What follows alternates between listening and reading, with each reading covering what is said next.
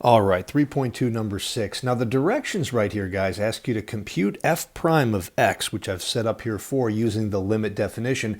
This is going to feel a lot like the problems that we were doing towards the end of 3.1. Remember that in 3.1, they wanted you finding f prime of a. I wanted you to go ahead and do f prime of x. So this is what we were doing then, just not what the author wanted you to do. So we're going to do a limit as h approaches 0 of, and here we go, f of x plus h means we replace all of our x's with an x plus h. Now, real quick here, this x to the negative 1/2 is probably going to work better for us if we wrote that in a different way. How about 1 over the square root of x? So now when I go into my limit definition down here, this is going to be a 1 over the square root of, and the x becomes an x plus h. So there's f of x minus h, x plus h, minus the original f of x, which is just 1 over x, and all over an h on the bottom. So that's the setup here. That wasn't too bad. Now the question, of course, is how do we evaluate that? And plug and chug doesn't work. So we're going to multiply, this is going to be interesting, both the top and the bottom here. Well, let me think about that.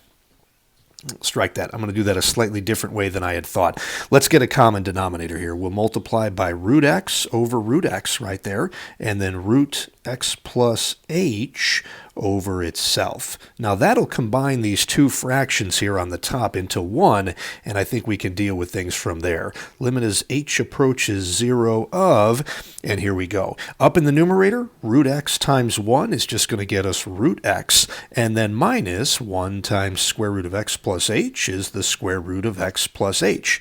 The common denominator of the numerator now moves into our denominator, and that's going to be the square root of x times the square root of x plus h. You could kind of combine that into one radical, but there's really no point. And then we still have this h that was down here in the denominator. That just becomes a factor down there in the denominator as well.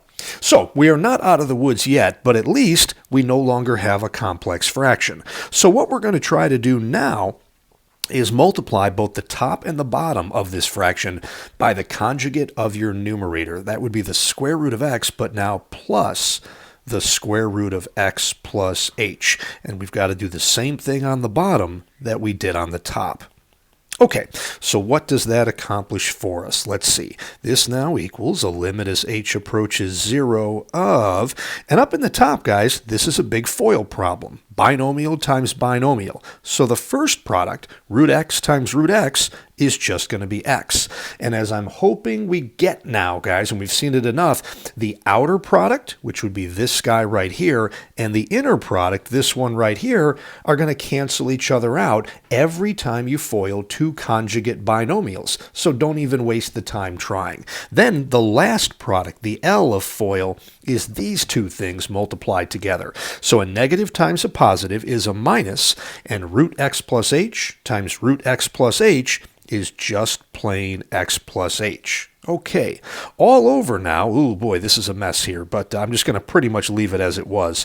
The square root of x times the square root of x plus h times an h, and then times this ugly binomial of the square root of x plus the square root of x plus h. All right, that is a mess. Now, the hope here all along would be that this problematic factor in the denominator would eventually cancel out, and I believe it does. When we distribute the negative up on top, that becomes x minus h. Well, the x minus x cancel each other out, and we just end up then with a minus h up in the numerator, and that h will cancel with this h here, but be careful, it still leaves the negative behind. So of course that numerator is now a negative 1. So let me shrink this down, everybody, and then scroll back in a little bit. Okay, that's pretty good. So where are we now? This equals, I think we can go ahead and evaluate this limit right here. Our numerator, because the h canceled, is just a negative 1.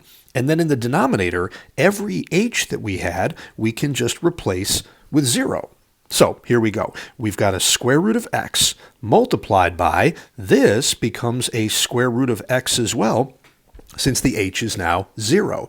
That h we canceled out, and then in parentheses, we've got a square root of x plus, and again, with that h becoming 0, this is just another square root of x. So here we go, guys. Negative 1 on top, and on bottom, root x times root x is just x, and that's getting multiplied by root x plus root x, which is 2 root x.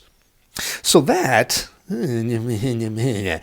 one way you could express the answer. It's not all that pretty. The only other thing I would consider maybe doing here would be to clean up the bottom just a little bit here to make this a negative 1 over 2. And guys, this is x to the first power. This is x to the 1/2. So we could combine that and make that a 2x to the 3/2 power by adding those two exponents together. I don't necessarily think that this answer is better than the original one that we had right here, although maybe you'd want to move that 2 out in front. You'd get full credit for either one of those. So that's number 6.